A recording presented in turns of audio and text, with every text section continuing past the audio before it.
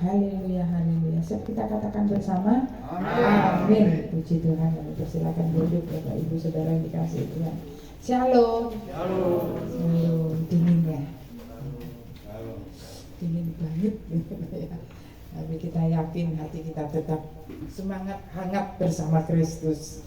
Ya, supaya kita punya arti hidup ini ya.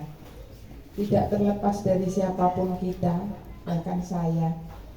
Sekali waktu pasti pernah terlintas. Lah ya jane urip iki opo to. Lah ya jane urip ya arepnya apa to. Lah ya urip iki terus ngopo to. Ya, Pak ya. Panggah ngene ae ngono ya. Nek ndak ngono kok kaya ngene nyapa to. Jane ngopo to iki gitu ya. Seolah-olah enggak ada arti, seolah-olah enggak ada makna. Seolah-olah kita ini apa sih gitu loh ya. Enggak hanya Bapak Ibu, saya pun pernah merasakan hal itu. Oh, apa sih ini Tuhan sebenarnya kok kayak ini nih apa sih gitu ya. Tetapi sebenarnya hidup kita itu sangat berharga. Hidup kita itu untuk memuliakan Tuhan. Jadi itu arti daripada kehidupan kita ya. Kalau lagu dunia kan ada ya Pak ya. Arti kehidupan ya. Ya apa Pak arti kehidupan? Oh ngebas nyanyi enggak ya Pak? Untune kok. Kita ini punya arti gitu loh, bahwa yang pertama hidup kita itu adalah untuk memuliakan Tuhan. Kejadian 1 ayat 26 sampai 27. Kalau ada yang bisa buka, monggo dibuka. Ya. Oh, ada lektornya ya. Oh, ada lektor. Oh, kita ada lektor kita ini. Ayo Mbak Amel. Kejadian 1, 26, 27. Sorry kiri.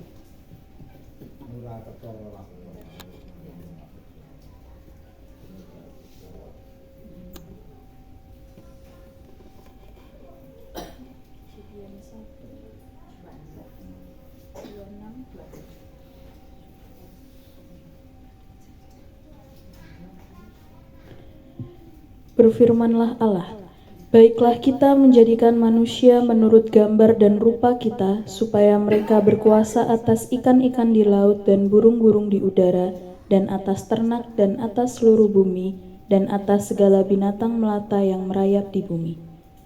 Maka Allah menciptakan manusia itu menurut gambarnya, menurut gambar Allah diciptakannya dia laki-laki dan perempuan, diciptakannya mereka.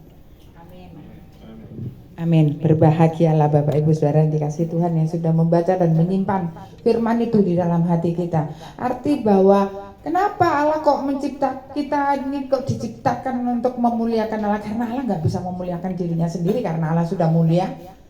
Nah, diciptakannya kita yang serupa dan segambar dengan Dia supaya kita memuliakan Allah.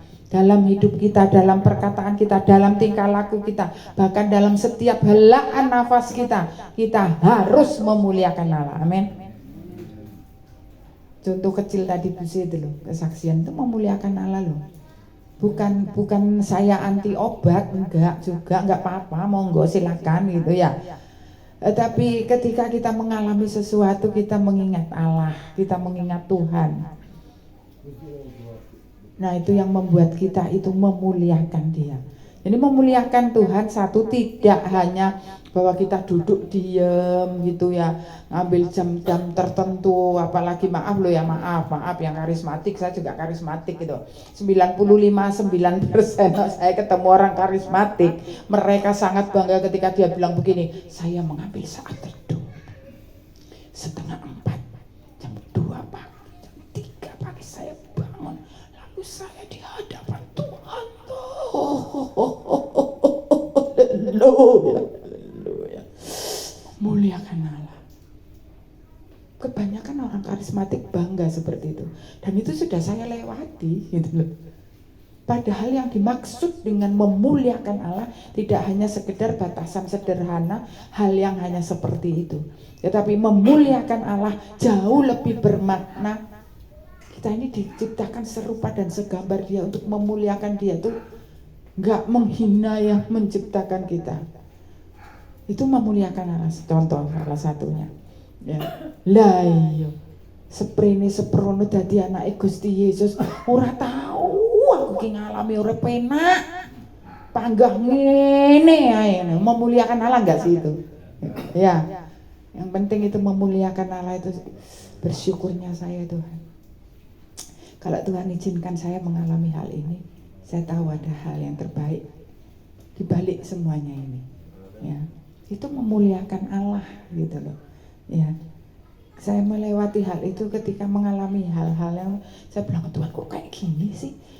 Di mana saya bisa memuliakan Allah? Wong saya mengalami hal seperti ini buruknya, mengalami hal yang memalukan, katakanlah sudah habis semua, apalagi Tuhan.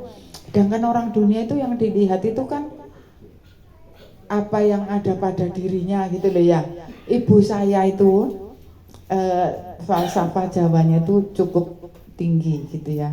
Dia bilang itu ajine raga ana ing busana, ajine diri ana ing lati. Bener ya Pak? Apa artinya Pak? Takutnya kayak anakku Daniel ini enggak ngerti apa. Kita ini dihargai orang ketika kita ini mempunyai satu style tersendiri, gaya tersendiri gitu loh. Fashionable misalnya, dengan bergaya, dengan ini orang itu menghargai kita. Wih, bagus semua ya, luar biasa gitu ya. Nah, orang dunia itu menghargainya seperti itu gitu loh. Itu saya mengalami ketika seseorang itu memberikan dompet sama tas buat saya enggak ngerti itu harganya berapa, saya enggak ngerti kan. Ya wes saya tanyain, yang ini ki asli apa enggak? Oh ya, sama oh ya tidak. Oh asli ki mah. Loh, saya asli ki. Saya pergi tuh tak gawe. Pas saya bayar di kasir, padahal saya cuma mau bayar 20.000. Sebelah saya itu ibu-ibu berdandan sangat menornya minta ampun gitu ya. Dia maunya mendahului saya gitu. Terus ya nggak apa-apa, saya mikir. Ternyata mbaknya, Bu silakan. Dan saya duluan, dompetku tak buka. Mungkin dia itu tahu merek gitu. Dompetku itu didelok ambek ngene. Ate ngintip jero ni, tak tutupi. Jan delok jero ni, delok njaba ni. Itu orang dunia gitu loh. Dia menghargai kita adalah pada apa yang ada gitu loh ya. Sekali waktu kami diajak sama teman-temannya Pak Iwan makan gitu kan, ditraktir mereka sih. Selesai makan, nah mbaknya bawain bil ya. Bukan bil Saragi. Dia bawain tagihan gitu, menujunya ke Pak Iwan gitu loh. Kok nggak ke sebelahnya yang traktir gitu loh. Mereka hanya ngelihat apa depannya gitu ya. Jangan sampai kita seperti itu ya. Gaya-gayanya orang karismatik, saya itu jam 2 sudah bangun, jam 3 sudah penyembah. Hidup sehari-hari nang pasar nek ngenyang bayu ngarepku pisan. Padahal kalau ibadah yang saya tahu, ibu ini ibadahnya istri pendeta. Istri pendeta. Bahasa rohnya melayang-layang sampai mana-mana. Tuku lombok edinya. Lombok piro iki sakon? Kayak pas yo larang pisan 10.000. 10.000 Bu. Larang. Bakule beke gregeten, saya di belakangnya gini, saya ngantri. Saya enggak lihat dia. Saya enggak bayangin dia itu loh ibu pendeta gitu, enggak. Saya enggak. Larang ngono bakule nesu. Nek larang ya nandura dhewe. Petik-petik dhewe kono ran dhewe. Walah, ya wis 10.000. Tambahno brambang loro ya mbek tomate siji. Ora olah. Brambang loro tomat siji per ya 5.000. Saya batin. Kan ngono sih wong iki cek metitile ya. Metitil loh, metitil. Pelit-pelit gitu loh ya. Begitu dia noleh saya gini, Bu Yuwan ya ampun izin aku, aduh belanja ya Bu, aduh. Ajak ngomong Tuhan berkati ya. Udah tak kan aku pingin berkati sini. Ini memuliakan Tuhan enggak? Oh tadi pagi tuh doa paginya dahsyat. Doa paginya itu sampai kemana-mana. Bukan saya anti dengan itu, enggak. Saya pun juga menjalani itu. Tetapi yang jauh lebih menunjukkan satu refleksi diri adalah orang melihat kita memuliakan Allah itu dalam diri kitanya. Dilihat orang gitu loh ya. Saya bukannya sombong, bukannya apa. Maaf ya, maaf. Aku nang pasar gak tau ngenyang. Bapak talah 1.200 piro sih. Nek gak gelem tuku ya wis gak usah. Bener gak? Tadi pagi itu saya tuh beli pisang. Beli pisang terus cak api erek gedang iki. Bu, pisangnya pinter. Dia bilang 35, satu ini. Waduh gak cukup duitku pisan. Terus kayak belanja liyane ya tahu tempe dan teman-temannya akeh. Oh, apunten Bu, mboten siap. Saya gitu kan. Ojo kon liyane. 20 ae lho. Saya enggak nawar. Dia kasih sendiri. Puji Tuhan. Kristen memuliakan Tuhan, hal kecil, hal sederhana, tetapi mari kita lebih memuliakan Tuhan. Kita dilihat oleh banyak orang, ya. Wajah kita itu harus beda dengan yang lain, penuh sukacita, penuh bahagia, gitu ya. Saya tidak underestimate dengan salah satu seseorang yang dengan berpakaian. Apa masih harus underestimate? You know underestimate, tanya sama Audrey. Oh Wira-wiri. Happy weekend. Happy weekend. Atau ready. Enggak. Tapi saya tuh beberapa waktu ini tuh merasa Tuhan, saya harus memuliakan Tuhan loh. Setiap kali berhadapan dengan seseorang yang aku mesin nang kasir diserondol. Nah, apa tuh jane? Ki jane menguji kesabaran apa piye to? Heran aku iki. Ya udahlah, saya minggir gitu. Terus minggir ngono jek.